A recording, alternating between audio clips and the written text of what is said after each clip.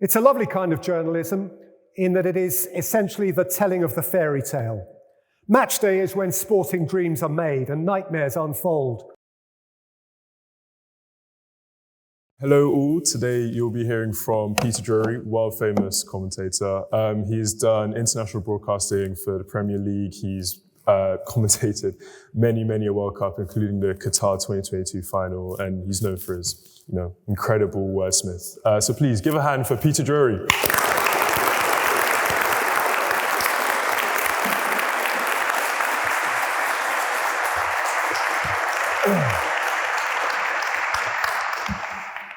Thank you, everybody. Thank you for the invitation. Thank you to all of you who consider me worthy of your time and worthy to join the list of extraordinary people who've spoken in this storied place. It's a huge privilege for me. By comparison with many who've stood here before, I'm afraid I must be considered entirely ordinary. I've never won an election, sold an album, written a bestseller, made a scientific breakthrough, saved a life, conjured an original thought, or led a religion.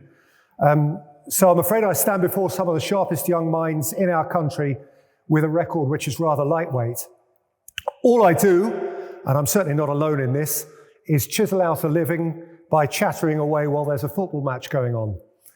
And when I sat down to consider how I would explain or somehow justify that living in this high-level company, I spent a long time staring at a blank sheet of paper. I love sport. That seems the obvious starting point. In truth, I love sport much more than sport has ever loved me back. Growing up in the 1970s, a teenager of the 80s, I was the keen one in the second team. Nobody tried harder, but I was rarely better than bang average. It didn't matter so much. It was a thrill to be in the team, football, cricket, whatever. I had my moments at school, at university, but only I can remember them. In those days, I could watch all 5 days of a test match live on terrestrial television, the Five Nations rugby as it was then, snooker, sometimes in black and white, Wimbledon, all of the great sporting events. But for most of my youth, it may surprise you to hear, there were only 2 live televised football matches every year. England against Scotland and the FA Cup final. It's unimaginable, really, in an age when now there's a football match on almost every night if you want it. Mine was not a family ever likely to attend a live professional football match. My dad was a vicar, and he was a rugby man. My mum was an occupational therapist in the local geriatric hospital. A football terrace was not our natural habitat, though I dearly wished it could have been. So through my formative years, I heard my football on the radio. And whilst I never considered them such, my early influences were the great sports broadcasters of the BBC in that time. Leading the cast were 2 beautiful voices, Peter Jones, whose Welsh baritone rose and fell with the rhythm of a football match like nobody else's before or since, and Brian Butler, who had the smooth, deep growl of a cigar smoker. Both spoke the language with such brilliant precision and with an enviable depth of vocabulary, and I adored them. In those days, one youthful rite of passage, perhaps it still is for some, was parental permission to stay up on a Saturday night and watch Match of the Day. Once that stage had been reached, I acquired new broadcasting heroes. It's amazing for me to reflect now that that 12-year-old boy who was me, who watched and mimicked and idolized John Motson and Barry Davies, names that may still be familiar to you, went on to work with them and opposite them and to consider them friends and colleagues. Brian Moore, ITV's purring master of that time, became, in my very early TV years, a really important mentor. There are plenty of television commentators now, but back then there were only a few, and they were national figures. My friends and I would pretend to be them. We stood at the side of the field presenting coverage of the school match in their style. Not for 1 second seriously imagining that we or I would ever do it for real. And off I went to university. Since you ask, Hull. I did actually come to Keble College to be interviewed with a view to reading classics, and never in my whole life have I felt so completely out of my intellectual depth. So it was politics at Hull, and it was great, and I kept goal for my hall and my department. And I met the beautiful woman to whom I've been married now for 35 years. And this September, And this September, we're all going back to mark 40 years since we went up. For any of you who are in your first year here, that will be 2064. And I graduated and I became a trainee accountant. Some graduates become trainee accountants because they want to be accountants. Others because they don't know what else to do. I lasted a month, used that wage to buy an engagement ring, and to my father's barely disguised fury, announced that I was going to become a sports reporter. If my son did the same, I would probably feel the same. It was a ridiculous punt. I spent months applying for jobs in sports journalism, and in an age long before email, my bedside table groaned under the weight of rejection letters from editors who saw through my flannel. Until one day I saw an advert from an agency which asked for football writers, no experience required. And to cut a long story short, within a week, I was in the press box at a First Division match, the equivalent now of the Premier League, watching the league leaders in action and filing a report for the Belfast Telegraph. I later discovered that I got the job because I was polite and had a good handshake. The boss was Fleet Street old school, and thanks to him, my foot was in the door. Now, you're not here for a careers lecture, I know that, or indeed to hear a detailed breakdown of my CV. But to any of you in here considering a job like mine, or indeed anything else which might be considered out of the ordinary, yes, you do need some drive and determination and a few tools of the trade, but boy, do you need some luck. You need someone who'll give you a chance and who will forgive you your shortcomings, and I've had a few of those. After that, one thing led to another, a couple of years learning the ropes, mostly in newspaper print, 2 or 3 years cutting my broadcasting teeth in BBC local radio, and then BBC 5 Live came into being at just the perfect time for me, and I was one of its founder members.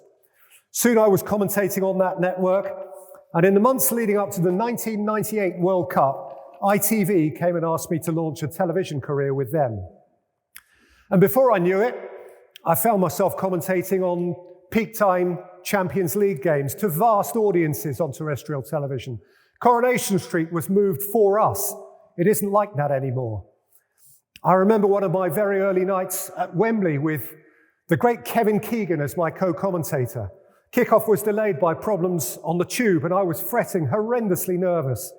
He put his arm around my shoulder, looked me in the eye, and told me that I would be fine. And that was Kevin Keegan, legend, and I believed him.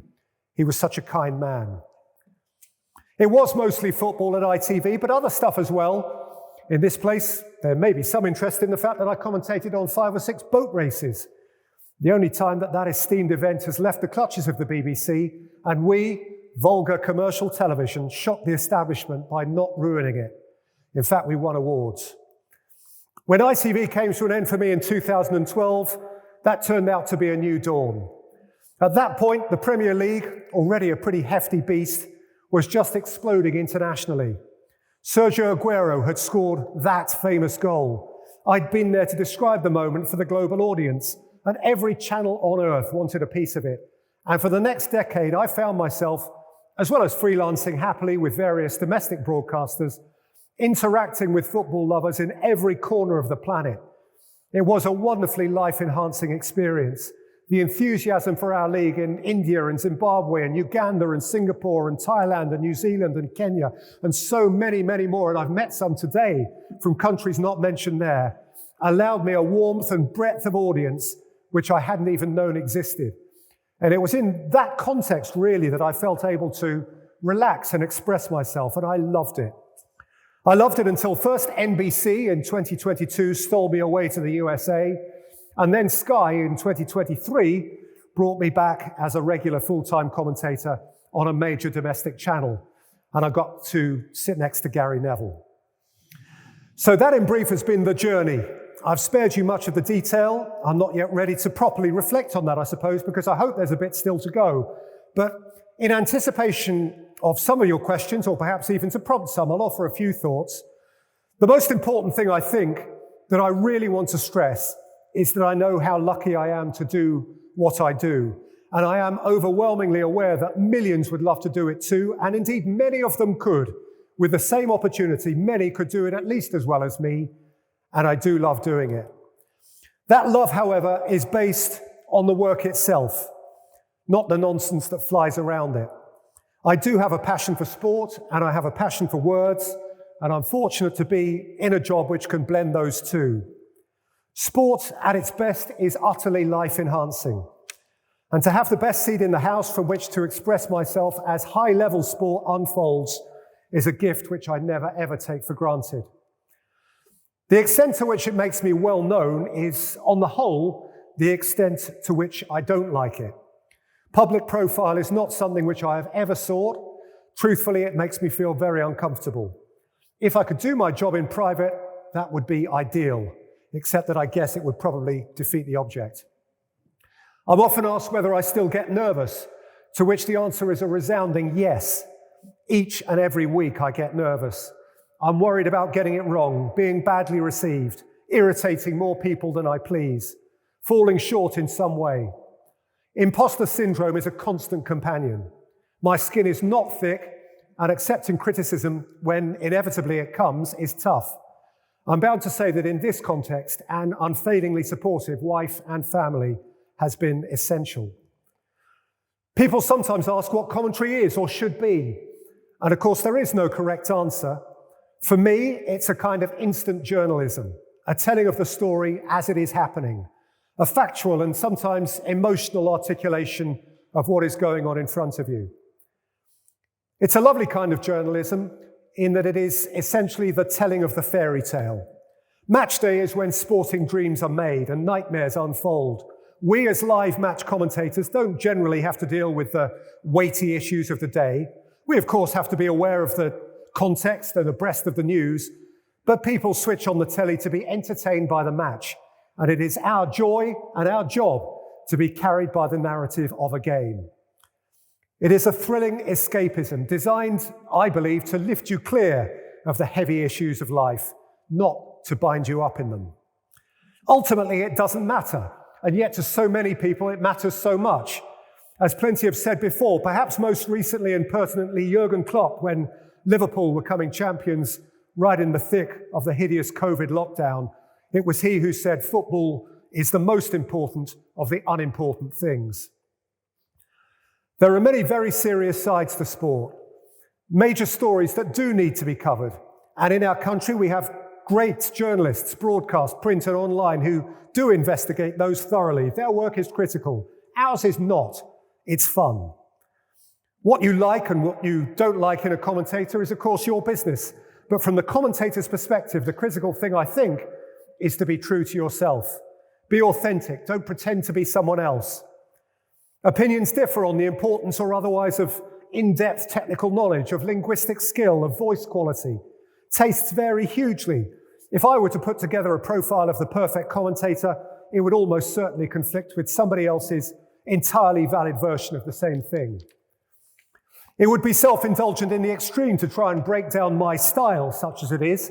Truth be told, I'm not sure what it is anyway. I've never set out to do it a particular way. Perhaps something has evolved, but it's never been contrived. Perhaps the only area about which I do feel unswervingly strongly is opinion. Of course, in any given context, we're all entitled to one. Over the course of a football match, I can hold umpteen opinions on umpteen issues, but it is my strongly held opinion that my opinion should never emerge. On a Sunday afternoon, I sit with Gary Neville, who played 602 games for Manchester United and 85 for England, and/or with Jamie Carragher, who played 737 games for Liverpool and 38 for England. They are paid to express opinions with which you can choose to agree or at which you can choose to rage. Opinions based on very, very high-level careers, on a genuine understanding of what it is like, how it feels to be in the thick of that battle, the eye of the storm, on the back page, indeed on the front page. What is the point in me adding to or competing with that? Is it not a kind of impertinence to assume that my view, based admittedly on decades of observation, can sit alongside theirs based on years of coalface experience? In a world where, particularly on social media, opinion swirls wildly and without control, it's important, I believe, to remember that expert opinion is worth something more. My basic role as a TV commentator is to answer the factual questions: who, what, where. Theirs is to deal with the interpretive questions: how and why. Insofar as it's possible, I try to avoid the words I or me in a commentary. It isn't about me or what I think, it's about the articulation of what is in front of all of us. We all have the right to an opinion and, within reasonable limits, the right to express it. But forgive me if this sounds old-fashioned to you, I still believe there is merit in knowing when it's better for someone just to keep it in. A bit of discretion. Not everything has to be an argument. For balance, I should say that, as you'll be perfectly aware, there are commentators who don't see it that way. In no sense do I condemn them. These are simply points of difference which make the world interesting. It's important too, I think, that a commentator knows his or her place in the scheme of things. Nobody is turning on the television for us. Indeed, they're much more likely to turn it off because of us. We are merely an accompaniment to the event. We are the ketchup on the fish and chips. Too much of us and the meal is spoiled. I often say we are audio wallpaper. Most of the time, nobody notices us. Very often, we're appreciated most when we just shut up. Sometimes I'm asked to suggest what my finest moments of commentary have been, and it's always a question I'm reluctant to answer, as some of you know already today, because implied within the answer is the awful self-indulgent notion that the commentary somehow was the event. It never was. When a goal is scored, the moment belongs to the scorer, not to the person with the microphone who shouted the scorer's name. Such moments, of course, are special for their spontaneity. They cannot be rehearsed, and once they're happening, there's no going back. I can have words prepared for everything right up to kickoff. I can even have a few scribbles reminding me at the final whistle of what various outcomes might mean. But it is at best inadvisable, at worst impossible, to try and script an imagined scenario within a football match, because the chances are it won't quite play out the way you imagined it would. Perhaps the best example of this was the Sergio Aguero goal, to which I've already referred, the most famous of them all in the Premier League, which won Manchester City their first title in 2012. That day, City only had to beat QPR to be champions. It was seemingly a given. And so it might have been very tempting the night before to have sat in a hotel room, conjuring words for the inevitable moment when probably Aguero scored the goal which clinched the title. Mercifully, I chose not to, because when it happened, amid entirely unforeseeable emotion and drama, nothing pre-written could possibly have done it justice. Most of you here, I guess, will have watched that goal to the quite brilliant commentary of Martin Tyler, Aguero and all that. I swear you'll never see anything like it again, and so on. Perhaps some of you, particularly from overseas, might have caught my alternative version. Well, some years after that goal, I was in a train with Martin Tyler, travelling home from a Manchester City game. We were both in a carriage full of City fans, many of whom had maximised their match day in liquid form and were fast asleep on any corner of carpet they could find. As it happened, Martin and I were both getting off the train short of London at Milton Keynes. And as we picked our way through the bodies strewn across the corridor, one of them woke up with a start and said, "Are you Martin Tyler?" And he said, "Yes, I am." And Martin replied, "Why?" And the guy said, "Thanks, mate, for that Aguero goal." And with that, he fell back into his beery sleep. And as we walked along the platform, I said to Martin, "Some of them actually think you scored that goal." And it's amazing how a moment like that, which doesn't belong to you at all, becomes attached to you.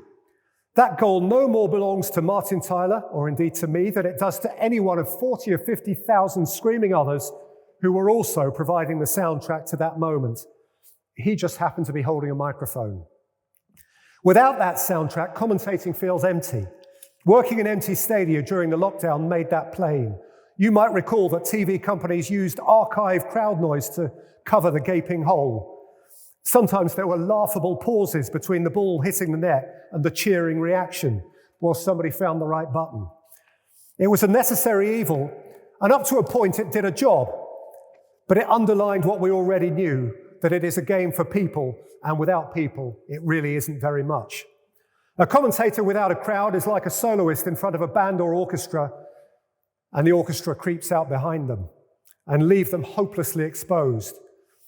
We ride on the atmosphere and feel emotionally inert when it's not there. Further to which, it's quite inhibiting when the coach and the players can actually hear every word you say.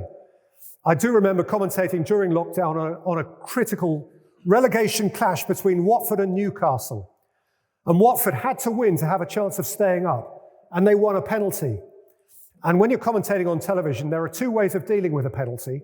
One is to talk all the way up to the kick of the ball, and the other is to let the moment breathe and wait for the ball to hit the net, or not. And on this occasion, I chose the latter and let it breathe.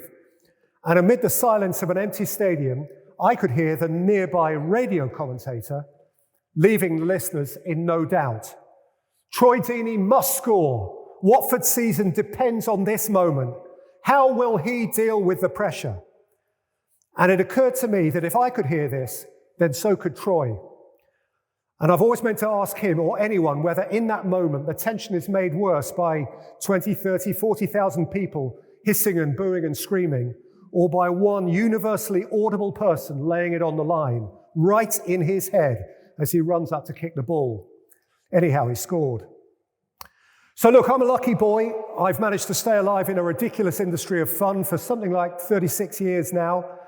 I've worked at the last 8 men's European championships, starting with Euro 96 in this country, very probably before many of you were born, and the last 7 men's World Cups in France, Korea, Japan, Germany, South Africa, Brazil, Russia, and Qatar. And I'm fortunate currently to occupy a seat at Sky Sports, which represents, to me at least, for all its pressure and scrutiny, something of a mountaintop. And I don't want to seem too academic or introspective or analytical about it. That would be pretentious. It's just happened, and I hope it's going to keep happening for a little while yet. So we'll see about that. There's plenty I know that I haven't covered here, so I'm going to leave that in your hands. Thank you.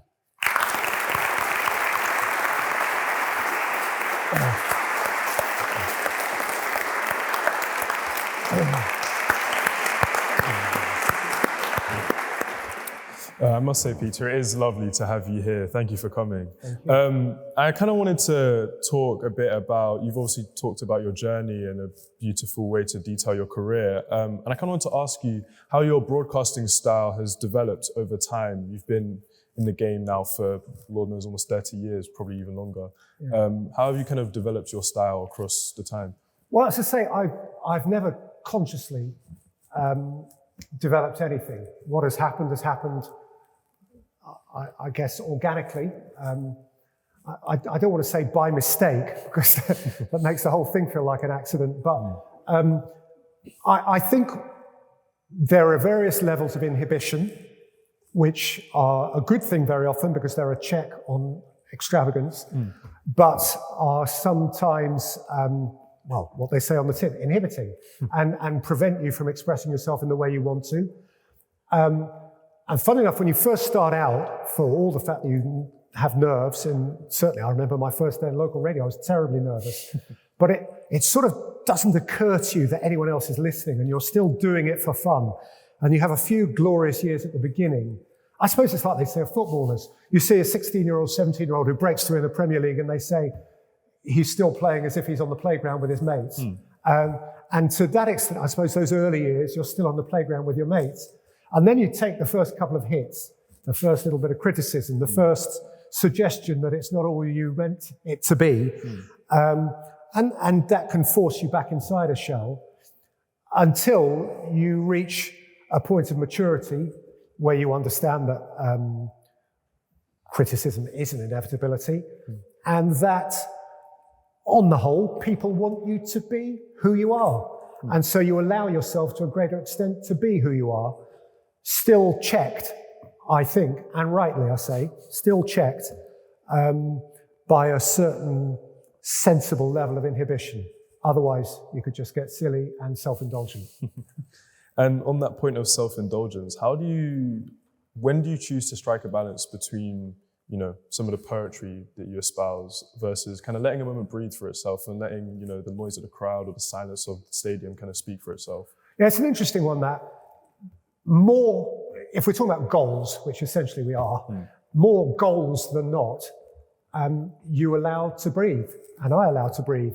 And the words that follow them can therefore sit alongside them. And that in itself is an acknowledgement that the crowd is the most important thing, and the real atmosphere is the most important thing. And so I suppose if you were asking me to identify the structure of a perfect goal, you're shouting the goal scorer's name as the ball hits the net, and maybe delivering one sharp line, which then gives way to the explosion of noise. And if that sharp line conflicts with the crowd, then perhaps you shouldn't have delivered even that. You know, that's the ideal. And then, once the crowd's been allowed to express yourself, 4 or 5 seconds on, then what follows, follows. And I don't think about that. You know, this suggestion of poetry or whatever is something I've never ever said about myself, and I really want to stress that. I've never set out to do that thing, and I never do. I never think, oh, wouldn't it be lovely if I turned this phrase at this moment? That is not how it works. So it just becomes an instinctive thing, and it's you know, out of every 100 goals that go in, 90 are just another goal, really. And yeah, there might be 5 at one extreme where there's some sort of reaction, and you suddenly realize people think that was really good. But there's also 3 or 4 at the other end where they say, why didn't he just shut up? You know, and so you have to deal with all of those. But I wouldn't like anyone to leave this auditorium with the impression that each goal is sort of carefully chiseled or painted or whatever. It's just what flies out of my mouth instinctively at the time. Well, it's very impressive what manages to fly out of your mouth. I wanted to move on a little bit and ask, kind of, in your eyes, what makes a good pundit? What makes a good commentator or a good co-commentator? Yeah, that's interesting. Well, as I said in my address there, the job of the co-commentator is to be interpretive, is to bring their experience, normally as a very high-level player or a very high-level coach, or actually I say that very high level because I'm working in the Premier League at the moment, a coach or a player at the appropriate level, someone who understands to a greater degree what's going on in front of us to a level greater than most of the viewing public, including me. So to me, an ordinary piece of co-commentary is when I say McAllister crossed, Salah scores, and then we get to the replay and he says, yeah, look at that, McAllister crossed and Salah scored. A good co-commentator is saying McAllister was allowed to cross because the fullback was 3 yards out of position. And Salah scored because the centre-half who was supposed to be tracking him got sucked out because there was another, you know. So their job is, in a perfect world, and it's not always easy, is to see in the moment something which educates the audience beyond what they would otherwise for themselves see. That's the ideal. Now, clearly, that's not going to happen 100 times out of 100. Sometimes a goal is just scored and there isn't a great deal you can educate. If somebody wallops one into the top corner from 30 yards, well, that's what they've done. Yeah. And there's not too much more to add.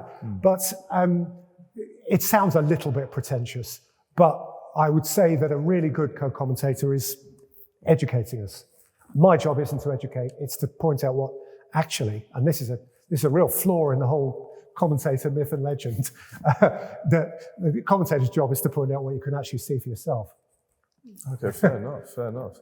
And you mentioned how a lot of your co-commentators tend to be, you know, some of the biggest names who used to play football. Do you think the sport should be doing more to promote alternative voices in punditry? I know recently there was kind of a bit of controversy surrounding comments Anya Luco made around promoting women's voices in punditry. So do you think there should be less biased entry? Well, yes, I think it absolutely should be more representative.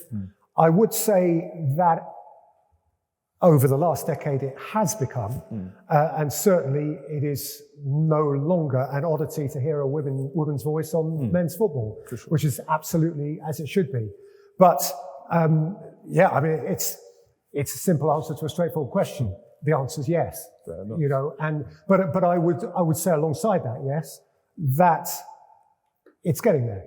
It is getting there. I mean, over the course of my career, it's made a very long journey, and over the last 10 years, that journey has been I think, others may disagree, but I think a fairly rapid one. Nice. And on the topic of ex-players, Gary Neville, Jamie Carragher, two of your colleagues, recently we saw the Nottingham Forest owner actually ban them from their grounds. And I wanted to kind of ask, do you think clubs should have a level of control over who is able to commentate on their games? You understand I have to be careful on this. Of course.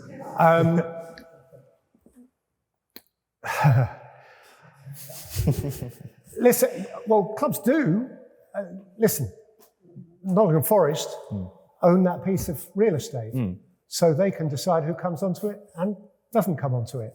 So to that extent, they're absolutely well within their rights to prevent anyone. I mean, you know, they can prevent fans who misbehave coming onto it. You know, that is their right. So who am I to argue with that? The extent to which, if it was extrapolated and grew out of control, it might hinder the free speech of people who are just trying to interpret a situation around a football matter, is something we could debate long into the night. And beyond that fudge, I probably shouldn't say any more, if you'll forgive me. Forgive me. Yeah, I see why it's an argument. No. That's all I would say. Fair enough. And not to slander your colleagues, Gary Neville and Jamie Carragher, but I think both of them have, over the period of their commentary, been accused sometimes of subjectiveness in their commentary, claims of bias towards their teams. How do you kind of stay objective within the booth, and how do you kind of manage if you ever feel like you're being pulled towards one team or pulled towards one story? Yeah, no, first of all, to deal with them, what I would say about them is that each of them is, of course, identified with one club. People may laugh out loud when I say this, but if you actually listen to what they say, as opposed to presume what you think they're going to say based on your identification of them with one club, then they are almost always completely objective. They really are not. Gary Neville does not, in his commentary, prefer Manchester United over anyone else. Likewise, Jamie Carragher with Liverpool does not lean towards Liverpool over Manchester United. He absolutely doesn't. Now, I understand why I can say this, and there are probably people out there saying, what? Nonsense. But I would argue that that is because, quite rightly, people who are out there listening are partisan. They are partisan. So they hear through you don't hear through a prism, I know that, but if you could hear through a prism, they hear it through the prism of their expectation. And so if Gary Neville does say something that seems to lean favourably towards Manchester United, that's what they hear. They don't hear the bit in the next sentence where he tells you how good Newcastle were, or whatever. So I think actually their content, for want of a better word, is whilst you see them on those odd moments when Manchester United play Liverpool and they put a camera in front of them while they're commentating, and you see one cheering and one, falling on the floor and all that. Those are moments, okay, of course, for show. But broadly speaking, over their commentary, I think you will find that they are pretty good in that regard. As for me, simply not an issue. Oh, okay. It's really not an issue, regardless of who I support, which, by the way, is not a Premier League team. And it doesn't matter anyway, because I promise you, I know who all the commentators you watch on television, I know who they all support, and you probably don't.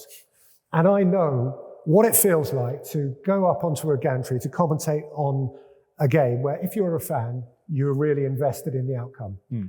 And I promise you that when you go as a fan, and I do, you go with your heart. When you go as a commentator, you go with your head. And there is not room for both of them. I can, again, people can throw up their hands and say, don't believe you. But I I can only assure you it's true. You know, you've got a job on to get it right. And you haven't got space. There isn't bandwidth for caring who wins the game. And again, I won't mention names, but I did do one quite big game in the fairly recent history of the pretty small club that I support. And it was, you know, in that history, it was a big game. And I went to the ground, the rest of my family were in the ground supporting that club, and big cut tie, at the end of which my team won. And after it was all done, I put the microphone down on the desk and I gave it a little like that. And the guy sitting next to me, the co-commentator, said, "What are you doing that for?" I said, "That's my team." I said, "My son's behind the goal. My wife's over there. They're waving those flags." And he said, "I would never have known." And I used that as proof. No, fair enough. Fair enough. Yeah. And on the fan experience, I kind of wanted to ask a bit about the current state of football and particularly VAR. It's a very controversial topic. I want to kind of get your opinion. Do you think it's harming the fan experience, or do you think it's kind of almost a fun tool for commentators to use, kind of build suspense around a goal? It's not a fun tool. It's certainly not a fun tool. I think we could all live without it. Yeah, it's in that regard, in the commentary regard, because you build up, you deliver a goal, you do all the stuff, and it's not a goal. You know, which can be very anticlimactic for everyone, not least fans. Yeah. You're right about the extent to which it can build things up. I mean, you know, as a fan, and I've been through this as a fan, you can have a moment where the key last-minute penalty is given. Yes, penalty, and then it goes to VAR, and then the VAR outcome goes, still penalty. Yes. And then scores the penalty, and you get 3 cracks at it. You know, and that's really great. Or you know, even if it's a goal or no goal, you get 2 cracks at it. But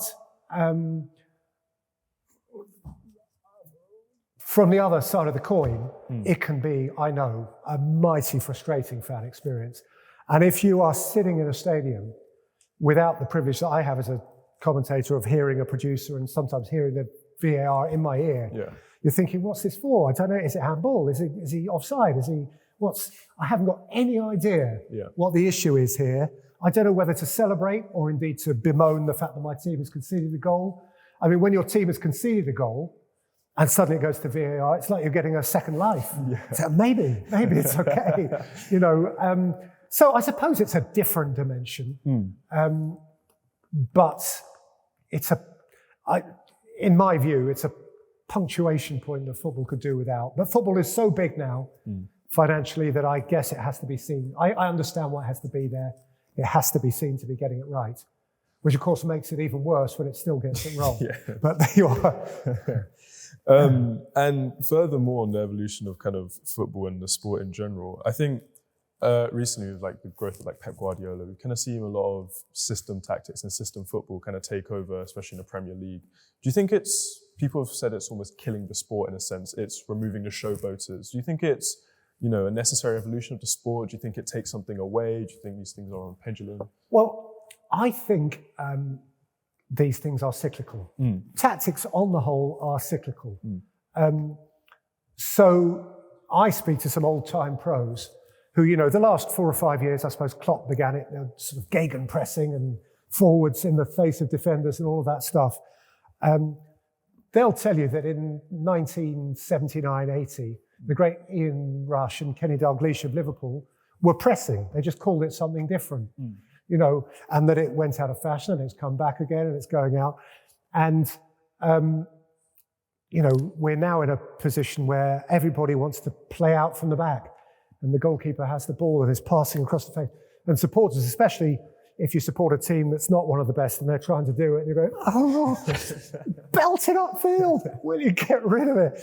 It's okay if you're Liverpool and Manchester City and your players are really good. But, you know, these things are work. They do it for a reason because they think they can draw in the opposition and pass around them. And once they're through it, they're out the other side and they're going to score a goal. But like you, I love it. I love it when someone comes up and takes a big long throw and some ugly centre half belts it in, and it's just a completely non-pretty, the sort of goal that probably happens with the college third 11. Yeah. Those sorts of goals. Yeah, I'm up for those. But there's a beauty and a rhythm about the way Manchester City have played for the last 5 or 6 years, and I think within that, to be fair, you talk about the showboaters or whatever. There still has been Kevin De Bruyne. There still has been Phil Foden when he's playing beautifully. There are plenty still within that structure who are capable of playing PlayStation football. Fair enough. And my last question before we go to the audience. You get asked this a lot. If you could commentate one game, what would it be? And I know your answer. It's the 1966 World Cup final. So if you could pick any other game, what would it be? An actual game that happened? An actual game that happened. Yeah, well, I'll strip out anything to do with the team I support. There'll be one or two there. You see, I've been lucky enough to commentate on what I think has been the greatest game of my lifetime, which was the last World Cup final. So that would be my theoretical answer. Okay, cool. And so it's hard to come up with a game which is better than that game. I think, and this will be a boring answer for many in here because it's before your time, but I think there was a game, I think it was between QPR and Newcastle, something like that, back in the 1970s. Okay. Maybe even before. I'd have to look it up and check it. But essentially, there was a game back in the day where one side came from 5-0 down to win 6-5. That's the game I'd like to have done. That's a good pick. That's a good pick. We'll take some questions from the audience. Yeah, I wanted to ask, how has kind of commentating and being on that side of the game affected your own perception of football? Because presumably it gives you like a different perspective, and the people you meet mean that you understand the game differently to how you would than like us kicking a ball about in a park. Yeah, no, I think that's a really good question. I haven't thought about it, but the first thing that comes into my head is that I suppose being closer to it has enabled me to understand that everybody who's playing is only a person, and they are. And I think that's a really important thing to get. Even the multimillionaires hurt. They bruise, and I mean emotionally as well as physically. And there is a notion, I think, that they live this superstar, rock star lives, which they do, but they also live them with immense discipline. You guys live the student life and in different ways, and in different, I'm not generalizing about the student life, but there are ways of being disciplined around it. There are ways of having the party lifestyle that is perhaps the out there perception of how students live their lives. They live a really disciplined athletic life, and they make mistakes, and they are vilified for honest error. And I have grown to hate that, and it's part of my aversion to social media, actually. And I suppose it came to a head, and I know there was obviously a race issue around this too, but when those poor guys missed those penalties for England, the fact that they were black and vilified for that was, of course, beyond the pale. But the fact that they were anybody and vilified for stepping up to take a penalty and missed, of course they didn't want to miss. Those horrible, horrible moments in their working lives. They went to work that day and came away with millions of people hating them. And so in my style of commentary, whilst I have to be objective, I would never seek to be critical. As my 3 boys have grown up playing very ordinary level kids football, and I've coached them, I always used to say when they were 7 or 8 years old, the worst position on the field is the goalkeeper's mum, because the goalkeeper invariably lets one roll through his legs, bless him, and is in tears, and mum has to sort him out. And whenever I watch a football match and somebody, if it's the greatest player in the world, makes a mistake, the first thing I think about is his mum. Just remember that. I used to say to my kids when we grew up and they came and watched our little team that we support, and they said to me, as 8 and 9-year-olds do, "Dad, he's rubbish." I always used to say, "You're saying he's rubbish, son, but he was probably the best in his class, and then he was the best in the school, and then he was the best in the region, then he was the best in the county, and then he got to become a professional footballer. He might just have made a mistake in front of 10, 15, 20,000 people. But I promise you, he's not rubbish, and he's got a mum. So there you are. That's what I've learned about it. It's sort of on like football in general, like, has the game gone?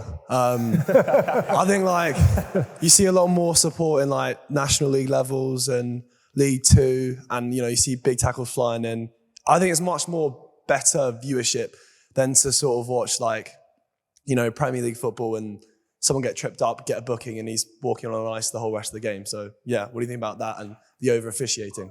Listen, it's a really simple answer to that in a way. I'll try to give more than one word answer. It's a big congregation. There is room for the lot of it. I absolutely understand why the expensive world of the Premier League is not for everyone. I went and watched my local town win the Southern Central Division playoff final the other day with 700 others, and it was fabulous experience. I've got a good mate who's a Southend supporter who's going to Wembley next Monday to see them, he hopes, against Oldham, being promoted back into the Football League. Some of my favourite career memories are around the early rounds of the FA Cup, when you see the local village play against Leeds United, or, those earthy games are my absolute favourites. They're the ones that are so much fun to work on because you've got a different narrative. You get to meet people. The postman scores the winner live on the telly. Those that I absolutely empathise and sympathise with your position. There is still complete space. I mean, you watched the Football League playoff finals last weekend. You see two great clubs, Sheffield United and Sunderland, fill Wembley Stadium, right down to Charlton and Leyton Orient and Wimbledon and Walsall, who have 20,000 in Wembley watching them, just underlining the fact there's a massive supporter base. And there's fury around the Southend Oldham game because they've closed half of Wembley thinking nobody's coming, and now not everyone can get a ticket. Football's the game. That's one of my issues around VAR. Much though I understand VAR should be there, and it should, at the top level, I believe that the game that they're playing at Anfield and Wembley and Old Trafford should essentially be the same game that you're playing for the college third team. It should be the same game. That's what makes it the global game. But the Premier League, whilst it's an English league, is a global league. And I've met proof of that today, and indeed in my life. And that's what it is. It's a glorious sporting soap opera, which you can choose emotionally to invest in or not. It's not compulsory. None of it's compulsory. So if you don't like watching Liverpool against Manchester United, then you go and watch Bristol Rovers against Northampton Town. And I'm absolutely with you. Is that fair? Next question. This is quite a recent issue, but I was hoping to relate it to this. Recently, the voice of Darth Vader, James Earl Jones, passed away. And they've used AI to sort of recreate his voice in Fortnite, and there's been quite a lot of uproar about that. I was wondering how you would feel eventually when, I don't know, sometime in 2095 when you're long gone and there's EA Sports 95 by then. How you would feel about AI sort of just being used to recreate your voice and continue on the Peter Drury legacy. Well, let me say that is a really, if I may say so, observant question. Yeah. Because it's a real thing. How I feel about it is kind of irrelevant. I'm sick of the sound of my voice already. Yes. And the thought of future generations having to put up with it slightly appalls me. Because, listen, this is a thing around AI forever. If AI chooses just to reproduce forever what has already existed, that is a pretty bleak prospect for those of you in your 20s and 30s who are starting out on life looking to do something new. And I know ABBA still sells out every night. And ABBA was a great thing in the 70s. And a lot of people I know and love have been to see that show. And you think, well, great, how can you argue? It's selling out every night. But wouldn't it be better if something new and original was there? And if I become the commentator on Super Sunday for eternity, what does that mean for the next guy or girl who wants to be the commentator on Super Sunday? I think it's a terrifying thought, and the human race by expanding its capacity, is reducing its capacity. That's it from a sort of big picture perspective. From a little picture perspective, I've at most, and I doubt it'll be this long, got 10 or 12 years left, certainly at the sort of level I'm at now. At most, could be considerably less than that. But by the time I reach that, it'll be a realistic possibility. I mean, they could do something now, and I've been told about this. It is in conversations, it's going on now around it. And in theory, one day, instead of signing a new contract with Sky to say, I'll turn up every Sunday, I could be signing a contract saying, you don't have to sign up every Sunday or turn up every Sunday, but have we got the permission to use your voice to produce what will actually be a faultless commentary, unlike the ones I do now, which are full of fault. It'll be a faultless, blameless commentary where there's no chance of you ever putting your foot in your mouth, saying something offensive, saying something factually wrong, and we'll pay you for the right. If they offer me that in 4 years' time, shall I take it? I don't think so, no. No, exactly. Exactly, because it stops the world moving on. So, one day they might produce a robot that's as good as Salah. And that makes me sad for the human race. Yeah. So stop being so flipping clever, you lot, and, ditch AI. That's my message. Thank you. You are. Hi, Peter. It's great to talk to you. I just wanted to ask you about how relevant football is in general to people, because there's moments that people who don't watch football at all, they can recall, like my mum, who hasn't got a clue who Salah or Ronaldo is, she could recall, I don't know, Maradona running through England or something like that. What do you think the world would lose if football were to disappear in an instant? How important do you think it is? Well, I'll quote again Jurgen Klopp, who said it's the most important of the unimportant things. And I think that's not a bad place to put it. There are times when I don't want to sound all highfalutin and overly clever, when I worry about how important it seems to be, where people, you see their faces contorted with rage and anger around whether a goal was a goal or wasn't a goal, whether their team is playing badly. And you want to give them a shake and say, come on, it's a game. This is just a game. And what worries me about football at the moment is the extent to which it is often so angry. And so if football was stripped away, we wouldn't have that. But I would also say that probably anger would find its way into something else instead. And so if it is a lightning conductor for people's anger, then maybe it's fulfilling a role in that regard.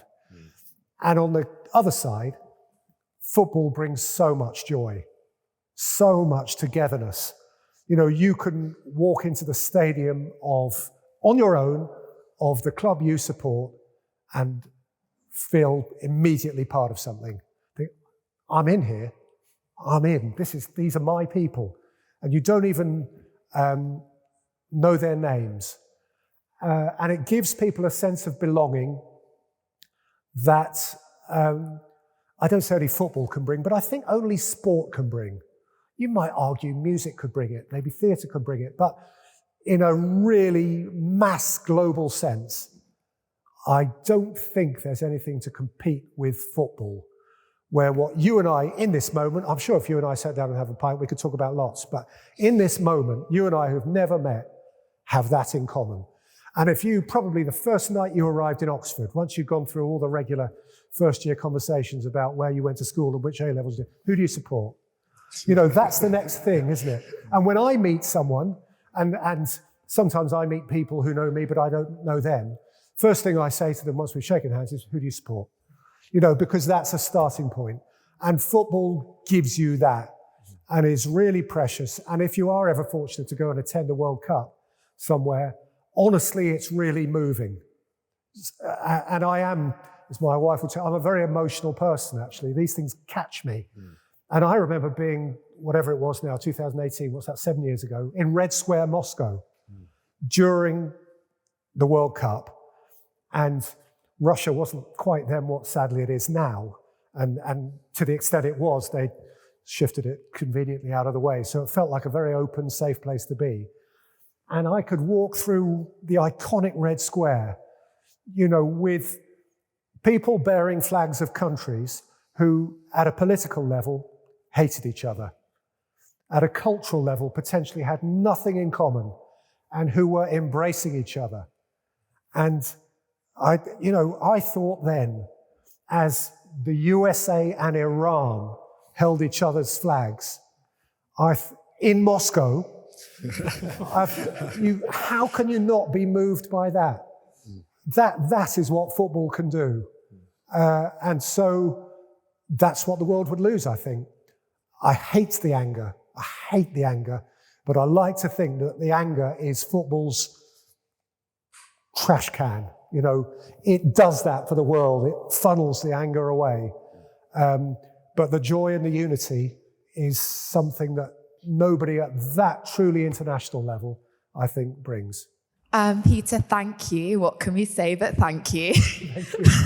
I won't go on with your whole quote. But I'm afraid I can't quite top the answer to that question. That's a really insightful one. Mine is slightly more self-indulgent.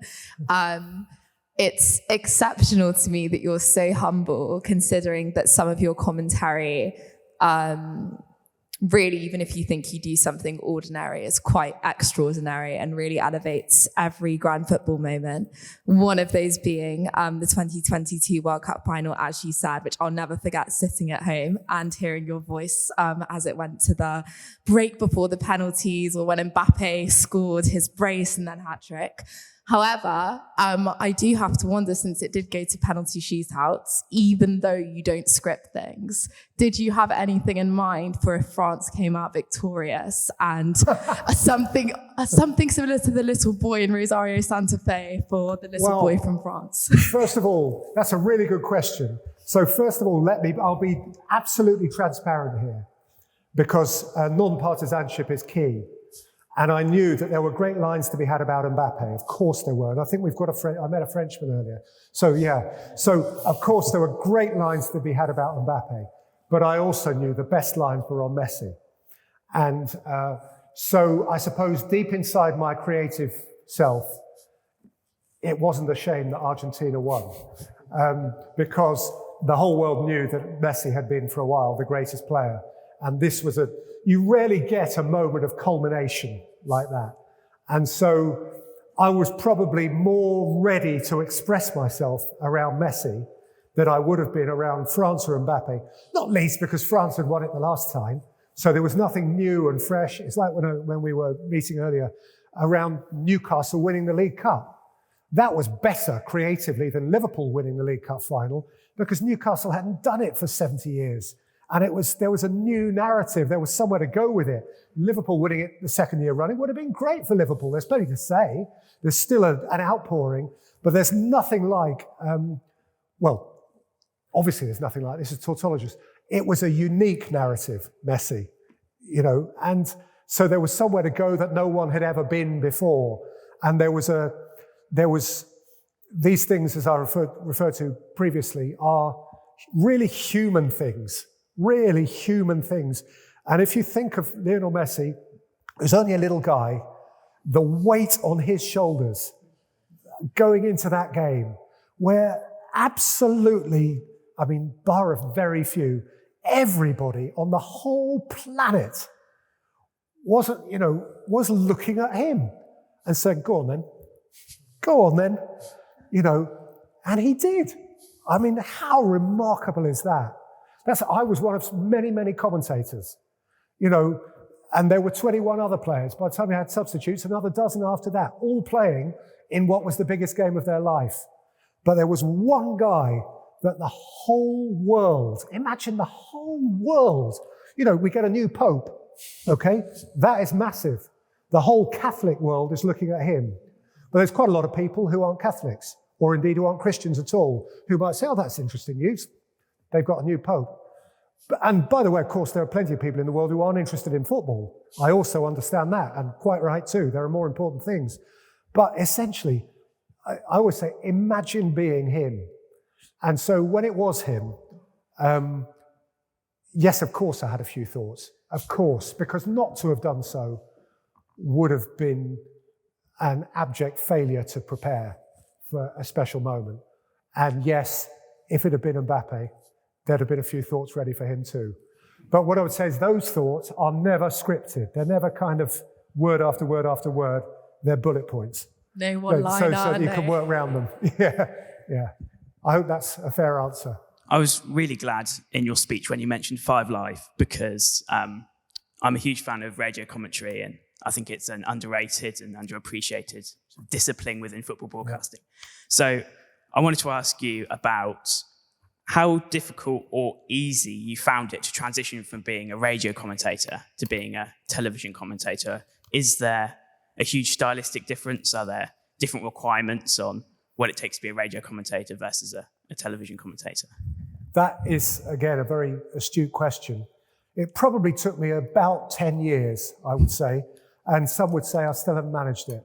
The differences are vast, and having gone through this route myself, it still surprises me that television executives select their commentators from the radio, generally speaking, because listen, it'd be silly to say that there aren't overlapping parts of the respective skill sets, but the discipline is so very different. Self-evidently, if you stop talking on the radio, there ain't much there. If you persist in talking on the television, they're throwing bricks at the screen. So that's the obvious difference. There can be, and indeed there should be, silence on the television. The radio is a beautiful thing to work on. A, because you can be more uninhibited, less inhibited, because it's a much less scrutinized medium. B, because you have an absolutely blank canvas, and it is yours to describe. So nowadays, and indeed for the last 30 odd years, when I commentate on a football match, my job, and this is what they tell you when you move into television, is to speak when you can add to the picture. And if you follow that all the way to the nth degree, really you don't need to speak, because it's all there on the picture. Especially when you're doing the really big teams. You know, what can I tell you about Mo Salah that you don't already know? Except perhaps when he scores a goal to turn a phrase. And even then when you turn the phrase, they think, oh, we don't need that phrase. You know, so in that sense, you can boil television commentary down to absolutely nothing. And I was saying earlier that insofar as you boil it down, it's an exercise in identification. So the discipline is around knowing who's who and having something to say in the moment, in the absolute second, around the picture that the television director is giving you. Radio commentary is unchained by comparison with that, because there is no picture. You are the artist of the picture. And so, and this is one thing that makes it easier, if you're not quite sure who's got the ball on the far side of the field 75 yards away, doesn't matter, because you can start talking about the smell of the burgers, or the sun setting in the background, or the manager screaming from the touchline. You can buy yourself time creatively to fill the gaps. But in filling those gaps, you're doing great radio commentary, because the job of the radio commentator is to paint that picture and to make you feel as though you're there and to describe the sight and the sound and the smell. And the very best ones do. And that's it. The radio commentator's job is to paint the picture. The television commentator's job is, I suppose, just to frame it. A radio commentator is absolutely necessary at all times, and a television commentator isn't. I guess this brings together a couple of questions about technology and the mediums of commentary. Pro Evo 2016 was a great game, and your voice with Jim Beglin was on there, and I imagine that you've worked on other video games as well. And I just wonder if you had any reflections or thoughts or stories on doing so, and also if you've ever thought about the fact that tens of thousands of hours of your voice will be heard from people across the world, while you're sleeping and while you're not thinking about it at all. Yeah, it's funny that, because I haven't continued to do that game, which is now online and is called something else, as you probably know better than me, because I've never played it. Not played for a few years. But in the old days when it was on a DVD, I used to get given a couple of free copies and bring them home for Christmas for my growing children. And they used to look at them and put them to one side and say, Dad, we play FIFA. I said, okay. So it didn't even get played in my household. But the truth about those games, and as I say, they're still ongoing, is that is an area, referring to the earlier question, where AI is ever closer. You know, that's where, in theory, you could get me or one of the others in perpetuity. B, the recording process is, I promise you, about as unglamorous as you could imagine. It is hour after hour in a tiny recording booth, shouting names to the point of being hoarse. And it's really not very much fun. And just running through lines to cover all eventualities you can imagine. And I learned this word concatenation. Do you know what concatenation means? No, it's creating a sentence, creating two ends of a sentence which can always meet. So, for instance, I can say, so it's a throw-in to Manchester United, Liverpool, Everton, you know, so you say all of these club names in such a way as to feed off the back of each of the feed sentences, and the technology puts them together. And, you know, if ever you're standing on a platform, they don't do it as cleverly as the people who do computer games. If you're ever standing on a platform listening to the train announcements, you'll hear the train now arriving on platform 4 is the fast train from London Paddington to Oxford, calling at Slough, Reading, and Oxford only. And sometimes it doesn't call at Slough. And so if you listen out for the edit point, you'll hear the train now on platform 4 is the fast train from London Paddington, calling at Reading. And you can hear that point. And that is the technology that goes into that thing, which I don't purport to understand or whatever, but I have to deliver 1 million different sentences that work within that technological parameter. There you are. It's no fun at all. We'll take one final question. We'll come at the back here, Santos. You've been in so many international tournaments, and presumably there's loads of commentators from around the world in the same the gantry. What's it called? The gantry, yeah? Yeah.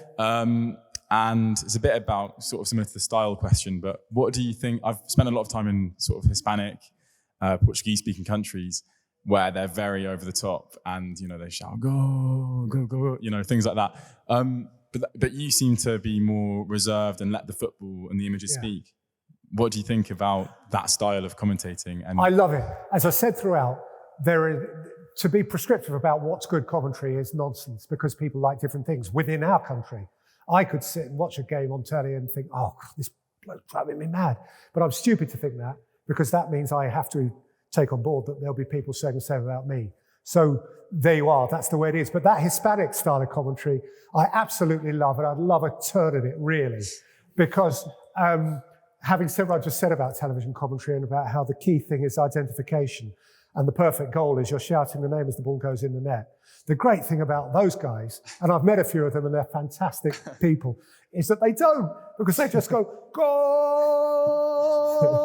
And it really doesn't matter who scored. And they've got as long as you like to work out who scored the goal.